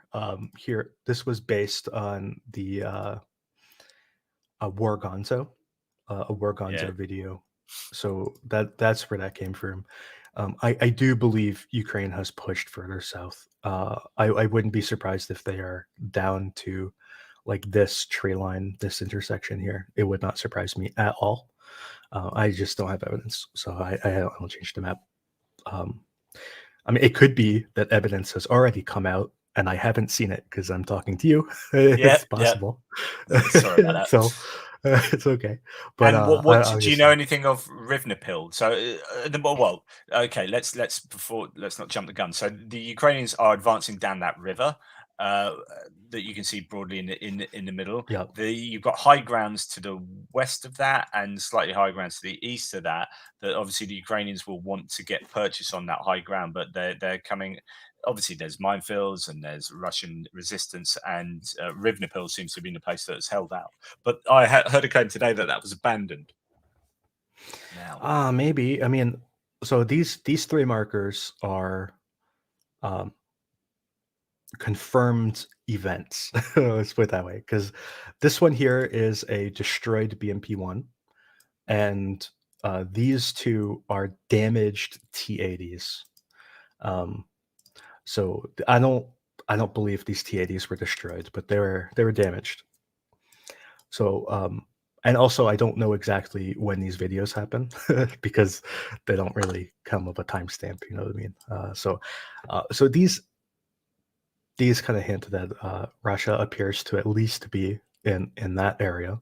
Now, the area north of Rivnapil, a few days ago, there was a video of of Russians kind of retreating in this area and getting shelled. I didn't change my map because of that, because I don't put much faith in a few Russians retreating. I don't think it necessarily they could have just been having a bad day, you know. they yeah, could have been caught in the open, and who knows. Their commander just might be an idiot, so who knows. Now, whether Rivnapil is abandoned or not, I don't know. I've not seen firm evidence. I haven't seen videos or any kind of strong evidence. There's lots of rumors, but I haven't seen evidence. Ukraine has been trying to push east, kind of this way, and I don't know the extent of their success. I've heard that they have almost gotten to this town of Prayutny, or however it's pronounced. So they've almost gotten to this town. They may be in this northern part of the town right here. I'm not really sure. And I don't know how far east they've gone. So I've more or less only marked what I've seen evidence of, and I have not seen evidence further east and south. But there's tons of rumors, and the media blackout is not helping. The media blackout is also is it serves to promote rumors because everybody wants information, and Yeah. then some people might just make up a story. uh, so the media blackout really amplifies rumors, unfortunately. Are you So under the opinion that the Ukrainians are losing? I know that Orikhiv area has maybe been a bit more troubling for them. Are they all right here? Are they in kind of fine fettle as far as like being, they're on the offensive? They are going to be losing troops and equipment in doing this. Of course they are. But is this going kind of according to plan, given that it will be slow and attritional? well, let's put it this way. In this sort of offensive, you expect to lose around 40% of your men and equipment. So losing 40% is like means you're doing okay. I don't think Ukraine has lost that much. I think they may have lost more like 25%. Right. Okay. Which, I mean, like if you lose 25% of your men, you might not be happy about it. But in an offensive, that's pretty good. Yeah, Like, because it depends how you set up your metric for success. So when you understand in the Kherson counteroffensive, and lots of people saying they didn't do a very good job, they actually, there are some claims they actually lost quite a few, but there are also other claims that if you understand that one of their objectives was not to lose people, then the fact they didn't rush in, take loads of equipment, and do all this, they waited for the Russians to take themselves out of the area, makes a lot more sense. So, if one of your objectives is we want to take this territory, but we want to lose the fewest amount of people possible, then that approach might make more sense. So, if one of the metrics here for the Ukrainians is we don't want to lose many troops, we don't want to lose a 40%, then it might understand why they're taking things more methodically and more carefully. I don't know. well, the one thing is that Russia has been launching these huge counterattacks, which to me are totally irrational. But Russia, they attacked Starozhevi repeatedly with large attacks, moving down this same road. And it was really funny because this part of the road right here was mined, and I swear there's one video of a Russian BMP moving this way down the road and hitting a mine, and there was another video of a Russian BMP moving this way and hitting a mine, and then another video of it moving down and hitting a mine, and then like another video where they had like 3 tanks and a bunch of BMPs all going down the road, and it stopped before they hit this part of the road. And I just wonder if they hit mines. It's like everybody is taking this road into a minefield. It's like Vuhledar 2.0, or like the Ukrainians in Orikhiv, arguably. But yeah, so they counterattack, and they tried to take Makarivka a number of times as well, didn't they? Which is yeah, slightly they did. there. They've I haven't counted how many it has been, but they have to have lost at least 15 T-80s at least in these attacks. And these are 2 more damaged T-80s. They lost 3 in one day in one position. They're like all right next to each other, like within 2 meters of each other. There's another time they lost 2 within like 5 meters of each other. All these T-80s are just getting demolished, and these images of like a Ukrainian drone flying through the battlefield, and you just see like 10 BMPs like exploded. Like they took crazy casualties in these attacks. It was really And are you poorly confident that thought the out. Ukrainians didn't lose that amount of equipment themselves? I don't know how much equipment they lost. It's hard to tell. There are images of Ukrainian equipment lost. They've they lost a tank, I believe, right here. The tank was named too. I can't remember the name of the tank, but the tank was. I don't think it was destroyed, but it was taken out. It could probably be repaired. I think. But yeah, they've lost equipment. They've lost APCs, Max Yeah. Pros and whatever Yeah. else they have. But I don't know the exact numbers. Yeah. A lot of these attacks, Ukraine has been relying pretty heavily on infantry, not so much equipment, like the heavier stuff, not so much tanks and stuff. Obviously, they have tanks and stuff, but it's been largely infantry assaults into these towns to clear them. Um, I guess they don't want to lose that equipment on mines, cheap losses and whatnot. Sub Hero here says, and thank you so much for the super chat, the Bulgarian super chat. Hi, John, Andrew, love you guys. Is it correct to categorize this as every tree line equals a trench line? So tell us what you know about tree lines, and also mines in between and this equals slow progress for Ukraine. I guess he's asking, is this genuinely slow progress? Or do you think this is progress you would expect, given that there are mines and stuff going on? And what do you understand of his question about tree lines there? Yeah, I mean, they've captured what is this? 8 kilometers. 8 kilometers over the time span of what, 2 weeks or something. I think that's fine. Like, I think that time scale is fine. Moving 8 kilometers through heavily entrenched positions in 2 weeks. Yeah, because I think Jake Bro was saying yesterday that the area they've captured around here is bigger than the area of Bakhmut. And you're like, oh my goodness, yeah, the Russians took like 11 months to not quite take that. And so, yeah, I know it's different terrain and whatnot, but yeah. Sorry. Anyway, carry on. Yeah, so I think the advance is fine. The pace of it is fine because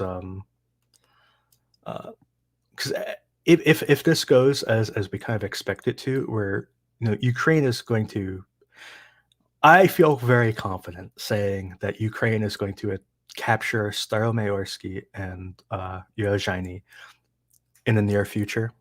I feel confident saying that. Yeah. And when they do, probably Ravnapil will fall either when they do it or before. And I imagine they'll also take Prayutny and maybe Stepove and Vashnevi.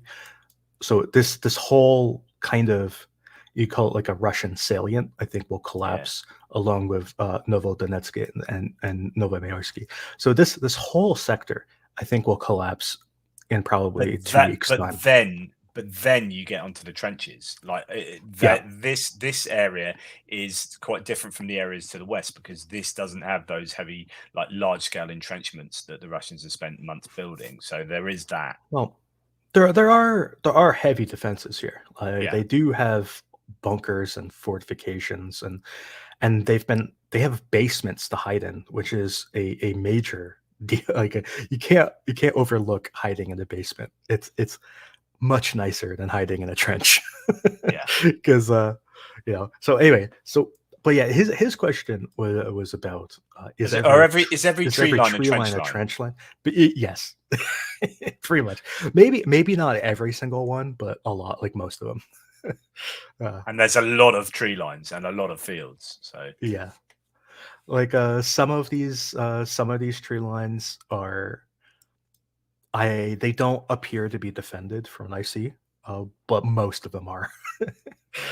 So yeah, and these, and the kind of the more important thing is that these kind of breaks in the tree line where these roads are, these are all mined. All these paths are mined. That's why you see a lot of times Ukraine just like blowing a hole through these tree lines. Like, they'll come with like a miklik or whatever, and they'll kind of lay explosives down and blow a hole through the trees, because it's safer to go through that hole than to go through the gap. But then, of course, surely the Russians can't, reinforce their own troops or supply. I mean, there's talk about they're running out of fresh water on the front lines and all this kind of stuff. So it must be like a bit of a nightmare for the Russians themselves. Yeah. If you remember, a bit ago, unfortunately I can't show my other map, but anyway, the right in this location here, or actually, was it here? I can't remember exactly, but it was somewhere around here. Ukraine destroyed 5 Mistas in like a single day, destroyed an entire battery, and they also Yes. destroyed an ammo truck. The So ammo just to let truck people know, was that's a driving. self-propelled gun battery. So self-propelled howitzers, there would have been 6 in a battery, and they destroyed 5 of one battery in Yeah, one kind of go.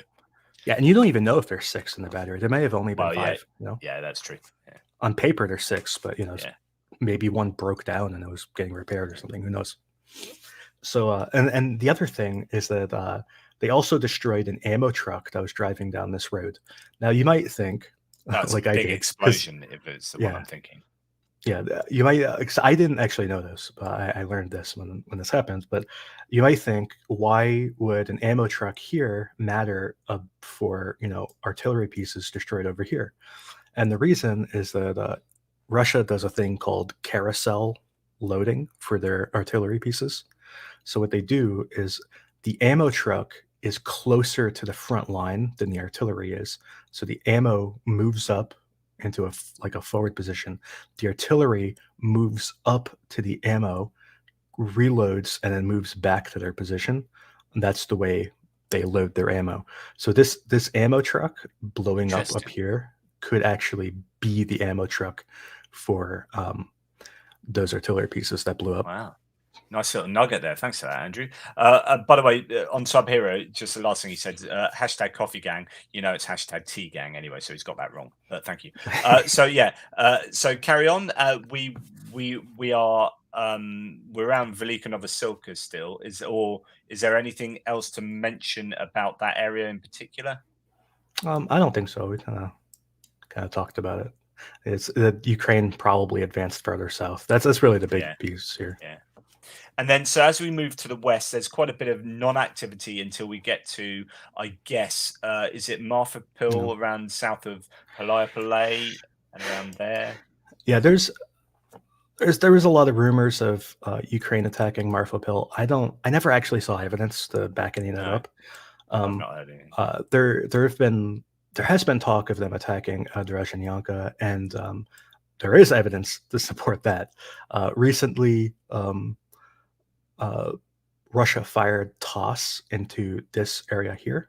I think Yeah, I have a photograph of it. uh, they fired TOS right here, which obviously shows that Ukraine is there. I'm gonna zoom out yeah. and, And just to and let click people it. know, in case you don't, I'm sure most people do, but those are thermobaric munitions that kind of pulverize. They're particularly horrific. But yeah, Yeah, so it's pretty bad. So that showed Ukrainian advance. There, Ukraine also advanced to this intersection prior to that, and this intersection, and up here too. So they have advanced. Some of this is getting kind of old at this point. But the point is that they have been surrounding Drezhenyanka, and they may be in these positions as well. There's some evidence of that. And more recently, the Russians were complaining that they were getting flanked in this town and that the town could fall soon. That was a while ago, and the town hasn't fallen. But uh, I don't know. Ukraine is doing stuff here. It's just yeah, people don't really talk about it. Now in Myrna, today, Russians said that Ukraine sent a recon into the town, and Russians said they repelled that recon. Who knows if that's true? They tend to just say things sometimes, but who knows? Polohi has been getting heavily shelled. yeah. Recently, I think like a week or 2 weeks ago, maybe, there was a whole bunch of artillery pieces hidden in this forest here that Ukraine identified with a drone and destroyed with, I think, Gimlers. Yeah, so it's So interesting to see HIMARS now being used much more for taking out individual pieces of equipment, which we haven't seen over the rest of the conflict, where it's been used as your like long range munition to take out ammunition dumps and depots.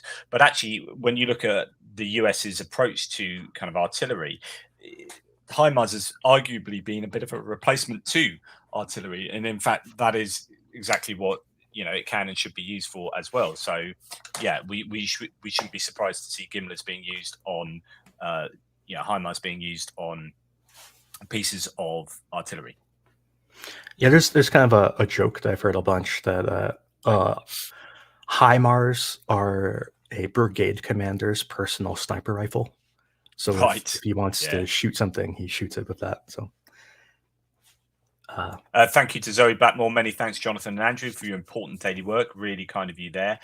Thank you to Para Andy as well for his super chat. Really appreciate that.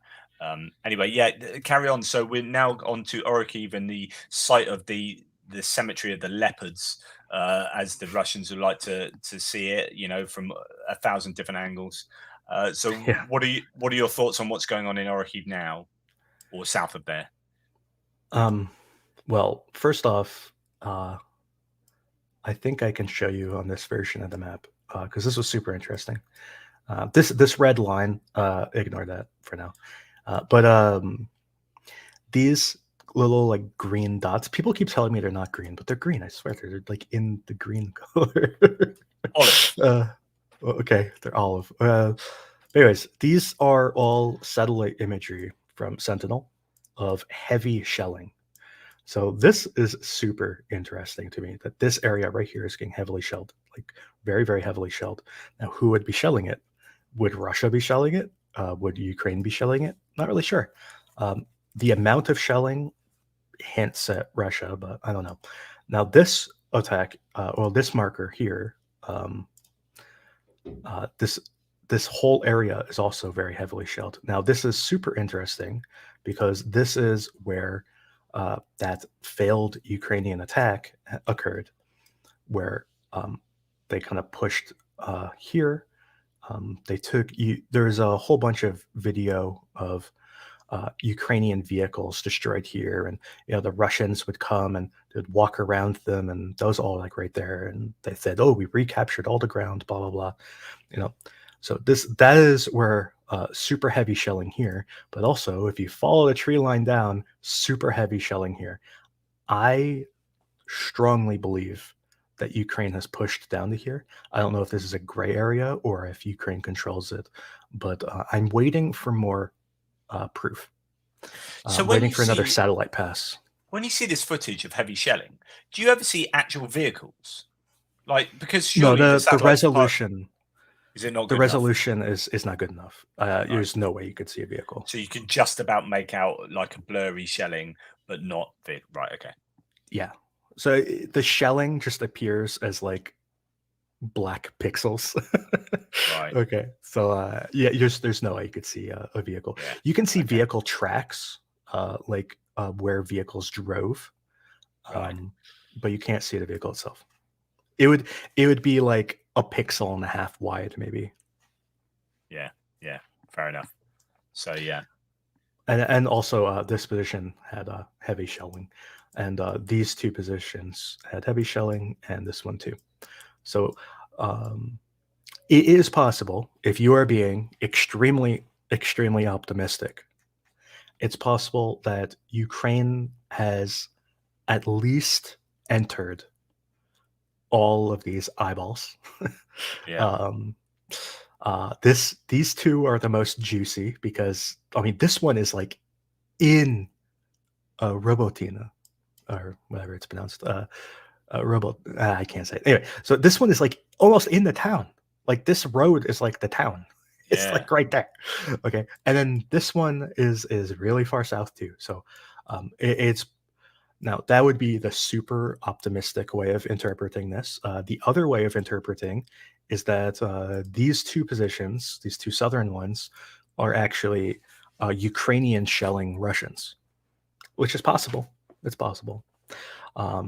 It's just that when you see this degree of shelling, Ukraine doesn't typically shoot that many shells. But on the flip side, Ukraine is shooting more shells now than probably ever before. So they're shooting so many shells right now. So it's possible that these are shelled by Ukraine. I'm really hoping to get a nice, good satellite pass, maybe tomorrow or the next day or whenever it is. Hopefully, it's not cloudy. I'll go crazy if it's cloudy. We'll lose it. So there could be some advances there. So we come to the west of there to go and look at Pietikatki area where there's quite a bit. And we have this question. I just want to say thanks so much to Eubanks DVD for the super sticker. Really appreciated. And Adam Williams again, just wondering, does shelling appear in firms? I think I can answer that is generally it won't. You'd need to have probably larger and more prolonged heat for firms to show up. So Yeah, it will only show up if it causes a fire. Yeah. Like if you light grass on fire, which is unlikely in shelling, but possible. It's usually caused by MLRS. Yeah. Absolutely. So I'm just going to go back to Lawrence's question because it is pertinent to this. But do you just want to explain what's taken place around here and the liberation of Pietikhatki? Yeah. So yesterday, Ukraine liberated Pietikhatki, and there are videos of Ukrainians being shelled in this forest. There is a trench line in this forest that Ukraine cleared, and they are moving towards Zherabranki, and they are also moving towards Dolinka. Now, I've seen some extremely optimistic mapping of their approach of Dolinka. I've seen people put Ukrainian line of control all the way down to here, which I think is a bit premature. They are moving towards the town, although towards the town could mean here. It does a And lot not of heavy here. lifting. You know, when you look at the ISW and other sources saying, you know, fighting near or towards, you're thinking, Yeah, like those two words for me do so much heavy lifting in this war. yeah. So I'm making it a little bit more conservative in that I have it up here. So I've seen people just really get into it. I think Wargonzo or somebody like that, he said that there was fighting in the outskirts of Dolinka. I don't really put much faith in those Russian reports, but and also like what even is the outskirts of a town? Yeah. Like, is this the outskirts? Is this the outskirts? Like, I don't know. So it's all very ambiguous. But the thing to keep in mind is that there is a hill, and this hill is not large. It's about 20 meters, but it is steep. Yeah. So this hill runs basically this my Russian line of control is the hill. So it runs like this, and it is a rather steep hill.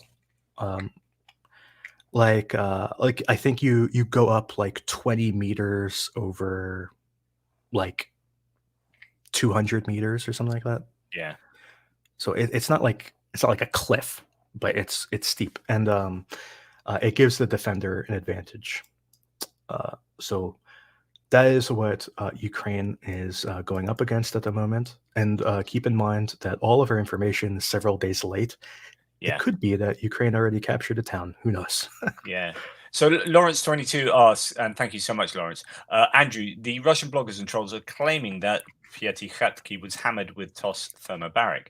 Have you heard anything about that? I've heard the rumors. That's it. That's all I gotta say. I mean, I think there was a video of one of them, but if I remember right, I think the video was old. I don't think it even from here. Anyway, I didn't look too into it. Whenever the Russians make these sorts of claims, if they don't provide me the video, I'm not going to go digging for it. I've learned a long time ago that they just lie all the time.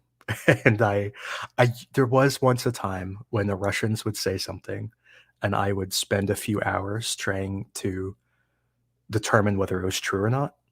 And it was untrue almost like 99% of the time. So I just gave up. I just assume it's not true. And if they want to prove it, then they can prove it. You know, and that's kind of the way I treat it.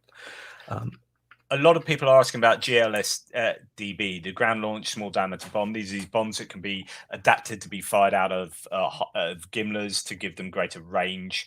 Yeah, And there is.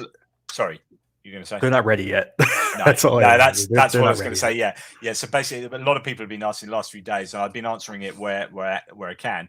Basically, the Boeing and Saab that are making these had to create an entire production line to get these ready. So they didn't have them ready. They probably could have done. I don't think they were as proactive, but they are a company, and you're not going to start building production lines unless you've got that signed contract, and money has changed hands type thing. So once they got the go ahead, then they put the production line in place. And there are kind of theories that you won't see the GLSDBs till maybe next year even. They might trickle through before then, but yeah, they're not there yet. Even though they were kind of like lots of people were getting excited about them and they thought they could be. That's my understanding. Even beyond the production problems, I don't know if they're like ready, if you know what I mean, like as a technology. Right. Because there are hurdles. There are hurdles as a technology that you have to go through. We've seen a lot of issues with GPS jamming. Yeah. With like Excalibur getting jammed, with JDAMs getting jammed. Yeah. So there's an issue with jamming, and these bombs are at least theoretically very susceptible to this jamming. So they would have, that is a hurdle that they would have to cross in the development of the weapon, is making it jam resistant.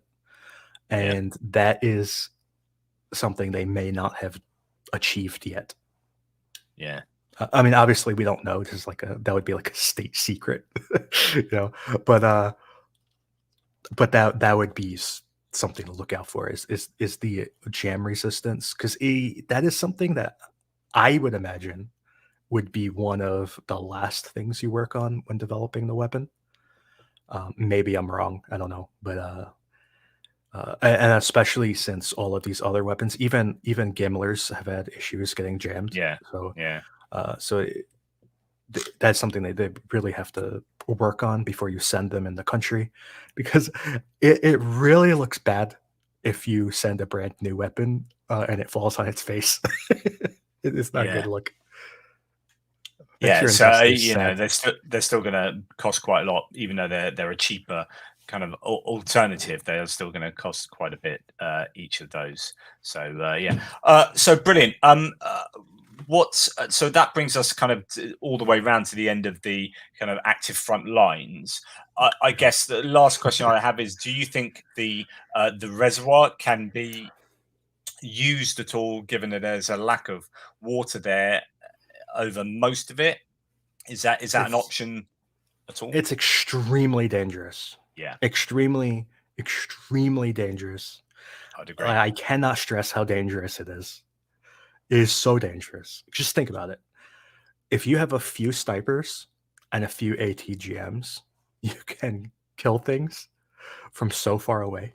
Because even if it totally dries out, you still can't drive across, because there's there used to be a river here. It wasn't always a reservoir. It used to be a river, and that river is still there.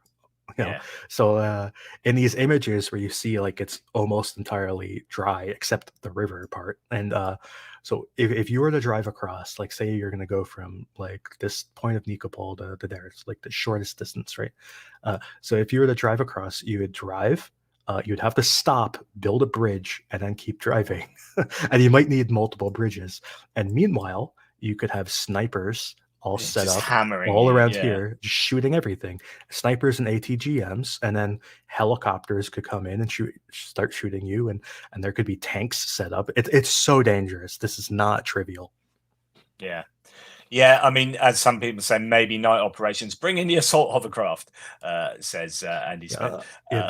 The unfortunate thing about night is that these snipers have thermal scopes, so they can see you at night.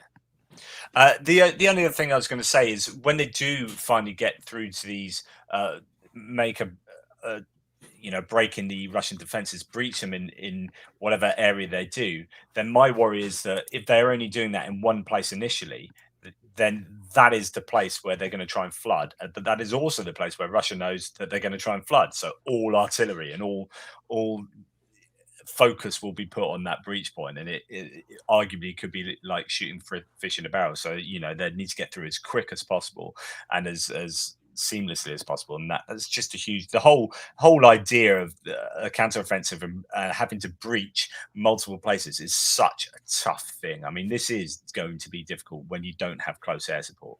Do you think it is tough? Is it looking tough? Yes, it's not great.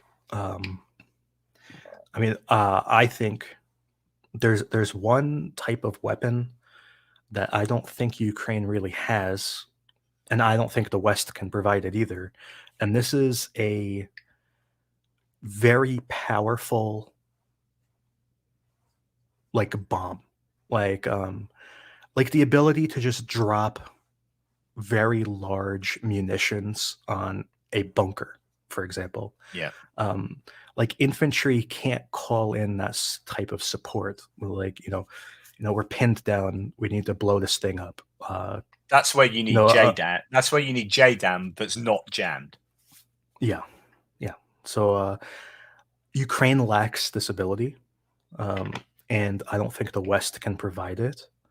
I maybe you could have some sort of suicide drone, like maybe if you made a big enough drone, maybe like a Shahid type thing, or Shahid, or whatever they're pronounced, the Shahid type drone, with a larger warhead, like maybe 50 to 100 kilograms, that could do it maybe. But this sort of, it doesn't even need to be long range. Like, we're not talking like shooting, hundreds of kilometers. Like, it could even be like a 5-kilometer weapon, but Ukraine doesn't have that. And that is an issue when you're trying to cross all these trenches. Yeah. I mean, you need like a A10 or something to just carpet bomb, and that's just not going to happen. Is there anything else that you any other nuggets that you feel that you need to add to the frontline update? No, I don't think so. There's been heavy shelling in Nikopol. There's been heavy shelling in Always Kherson. is. They blew up a whole bunch of buses today for some reason. Not really sure why. It's They sound interesting like buses. you talked about passports and not unless they have passports, you get your house taken away. There was talk about on the east bank of the Dnipro River that they won't get help to people on the east bank unless they agree to get passports. It's just completely morally abhorrent that. But yeah, there you go. Yeah, and yeah, I've heard unconfirmed reports that there's cholera in Odessa. Really? Yeah, cholera is going to be a big problem. It's going to be a catastrophe. Because there's been talk really about that of it. along the Dnipro, and pro-Ukrainian sources are talking about that being a problem for the Russian, or at least in the occupied area of Kherson. You've seen what happened in Kherson, right? Like, Yeah, when this happened, everybody wanted to show up and pick up a wet dog and deliver some dog food, and yeah. and all these people, they don't know what cholera is. They're not taking precautions. They don't know the threat. They don't recognize it. A lot of them are like social media hounds who just want to be popular. They just want that photograph on their profile, So they're showing up, they're taking this risk. And guess what's going to happen? These people, they have no connection. They don't care. They can't actually help. They don't speak the language. They don't know what to do. So what's going to happen is, a bunch of them are going to get sick, and then they're going to go back to wherever they came from, in Kyiv and Lviv and wherever they came from, and they're going to spread cholera. That's what's going to happen. Yeah. Goodness. Well, thanks for that bright and breezy ending to the video. It's infuriating. Like, when you think about it, it's maddening that they decided that taking a picture of a wet dog was more important than. But so I think it's interesting. There's an image that's just come out on the top of the Novikakhovka Dam that was satellite imagery just before the dam blew, and it has a car with its kind of top open. Have you seen that car? Yeah, I've seen it. With its top open, with looks like barrels of explosives inside it, and then that car is linked up by cables to inside the dam or something. So it's again more as if you didn't need any more evidence to suggest that the Russians did it. That's further evidence that they did it. Yeah, and I keep getting messages that, oh, Ukraine shouldn't have blown it up. Like, okay, it's okay. It's just Dismiss out of it's hand. Yeah, it's infuriating. yeah.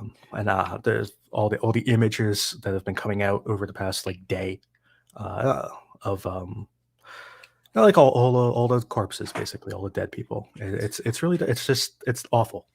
Yeah, it's just so I've meant to write an article on it, but I've said in a couple of my videos that it's ostensibly as bad as a small tactical nuke, and if Russia had let off a small tactical nuke, UN would have gone nuts. Everyone in the world would have gone nuts. Yet they've blown up a dam, and no one's really. I mean, yeah, people have got really upset, but there's not been this international reaction in the way there would be had there been a small tactical nuke, and I find that really problematic because I think that dam being taken out is a huge problem and will be a huge problem for many years to come. See, I wrote about this last summer. I think I made a series of tweets where I said that the world needed to stand up then and declare that any use of any destruction of a dam was going to have immediate severe consequences for Putin. Because I thought last summer it was obvious that Putin wanted to destroy a dam. And then people were discussing which dam you could destroy. Destroying this dam here, you can't destroy it with missiles or bombs, but destroying this dam would be a catastrophe, way worse than this Kahova one. So then people were brainstorming, like, how could you destroy that dam? And one way you could destroy it, I believe, would be if you where am I? I'm trying to figure out which dam I'm talking about. Okay, so this one, if you destroyed this dam, you could create a cascading failure of all the dams along this part of the river, and this cascading failure could be enough to destroy this dam. Because it would be like a kind of like a water hammer, like Yeah, the weight of the water would destroy the dam. There's that theory that, and then this would cause catastrophic flooding to like all of this area here, basically, and yeah, it would do this even it would be even worse than this Kahovka dam. So that was one fear from last summer that people were talking about. So I felt at that point the world should have stood up and done something about these dams, and they just didn't. I had so many people telling me I was crazy, that yeah, Russia would never blow up a dam. Why would they blow up a dam? It would be stupid. Blah blah blah blah blah. And then they did. They actually blew up the dam, and everybody's now saying like, "Oh well, actually, it was Ukraine did it." It's just absurd. yeah. I'd agree 100%. Well, look, can I just say thank you so much, obviously, to your good self. I really appreciate that, Andrew. Thanks for spending the time with me and with the viewers. We've had about 1,200 people watching this, which is phenomenal. Imagine standing in front of a crowd of 1,200 people and, and giving this, having this chat. So it really puts into perspective. Thank you so much to all the really, really kind super stickerers and super chatters and the questions. There were so many more questions in the live chat. I just couldn't get to them. I was listening to what you had to say too much. But thank you. A pinch of quids there from the Weasel. He's talking about whether it's a pinch of salt or a grain of salt. He's answered a pinch of quids. So thank you so much. I really appreciate that. Sub Hero, all of these wonderful people. Thank you, thank you, thank you, thank you. Any last words from your good self? Well, that's about it. I have a stream on Tuesdays at 8 p.m. Eastern time, and on Friday on 9 p.m. Central European time. Yeah, you try and make it a little bit more palatable for the rest of the world on the Friday, so which is Yeah. good. Well, they are really great. Quite similar to this, except you have your own guests on there and you're talking, getting expertise from different angles. Well worth popping into those guys. Thank you so much to you. Thank you so much to everyone in the live chats. You take care of yourself, everyone, and I will speak to you tomorrow morning and give you further updates. Take care. Toodle pips. Cheers, Andrew. Bye.